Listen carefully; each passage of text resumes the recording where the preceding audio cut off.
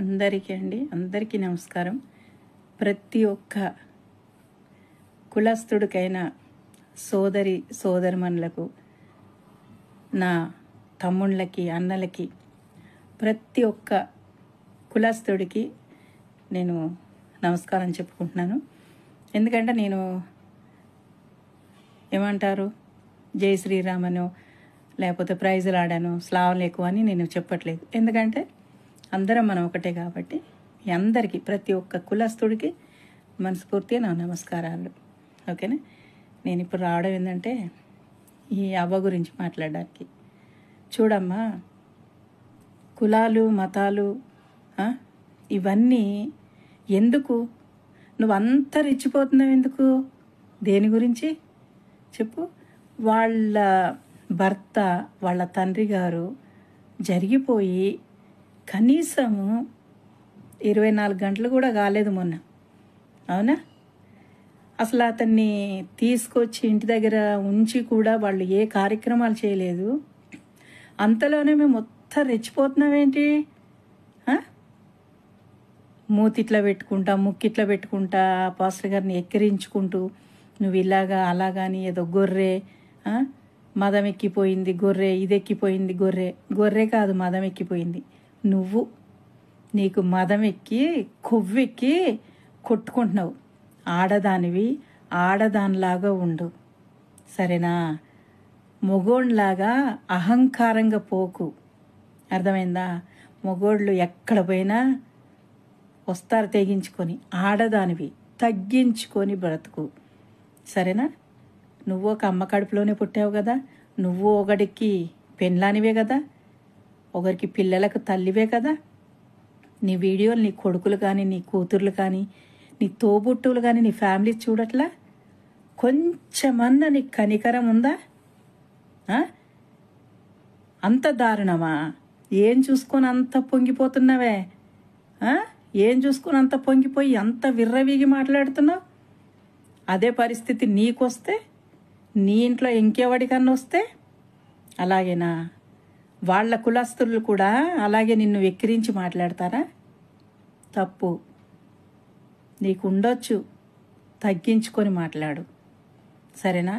నువ్వు కూడా ఒక దేవుడు సృష్టించనే పుట్టిందానివి, పైనుంచేం ఊడిపడలా. అవునా? నువ్వు పుట్టినప్పుడు నీ కులం ఏంటో తెలుసా నీకు అసలు? ఓసారి నీ ముఖం అద్దంలో చూసుకున్నావా? నీ ముఖం ఎన్ని వంకళ్ళు పోతుందో, ఎంత పోతుందో. ఒక్కసారి నీ అందాన్ని చూసుకో, మళ్ళీ వెళ్ళి అద్దంలా తెలుస్తుంది.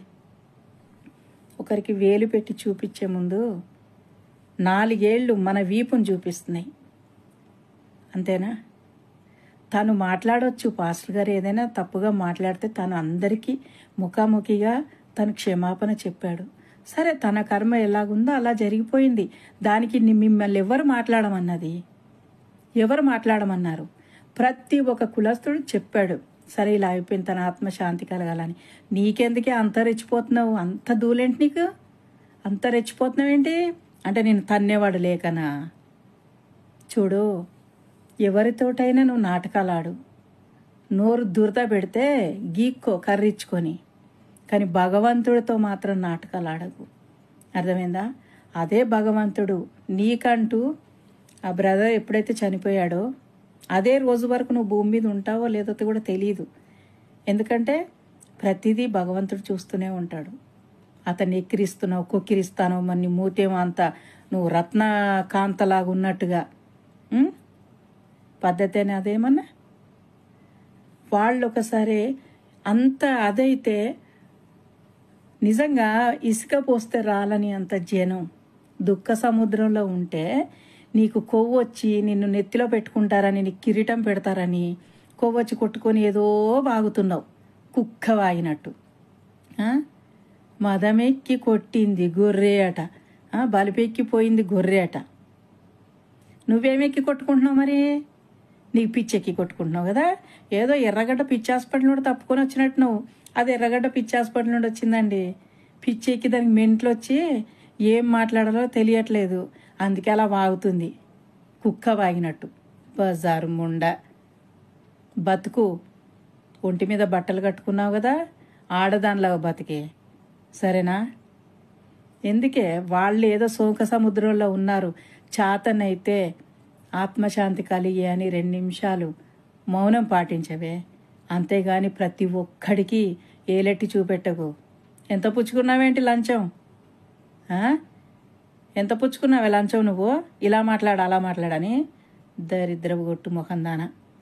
ఆడదానిలా బతుకు. నీదో ముఖం, నీదో బతుకు, నువ్వు మనిషివానే. కన్నోళ్ళు కూడా సిగ్గుపడుతున్నట్టున్నారు. ఈరోజు నిన్ను కన్ని పెంచారు చూడు, వాళ్ళు నీ కడుపులో పుట్టినోళ్ళు సిగ్గుపడుతున్నట్టున్నారు. ఎందుకంటే అంటారు చూడు, మీ అమ్మాయి అలా మాట్లాడుతుంది, మీ అమ్మ ఇలా మాట్లాడుతుంది అని. నీ తల్లిదండ్రులని, నీ మొగుణ్ణి, నీ కడుపులో పుట్టినోళ్ళని. వాళ్ళకన్నా కొంచెం తలెత్తుకొని తిరిగేలాగా మాట్లాడు. బేవకూదానా. ఛే, నీ గురించి మాట్లాడడం కూడా వేస్తేనే కుక్క. కానీ భగవంతుడికి తెలుసు ఏం జరిగింది ఏంది అన్నది, సరేనా? నువ్వు చూడలా, నేను చూడలా, పైన అంతా భగవంతుడు చూస్తున్నాడు, కింద భూదేవికి తెలుసు. అర్థమైందా? అంతేగాని ఒళ్ళు కొవ్వెక్కిన దానిలాగా, బురదలో పన్న పందిలాగా కొట్టేసుకుంటున్నావు. అర్థమైందా? వెళ్ళిపో సోషల్ మీడియా నుంచి. నీదో బతుకు, నువ్వు మనిషివి. అబ్బాబాబాబాబా, రత్నాల బొమ్మ వచ్చిందండి మరి, ఒయ్యారి. ఛా.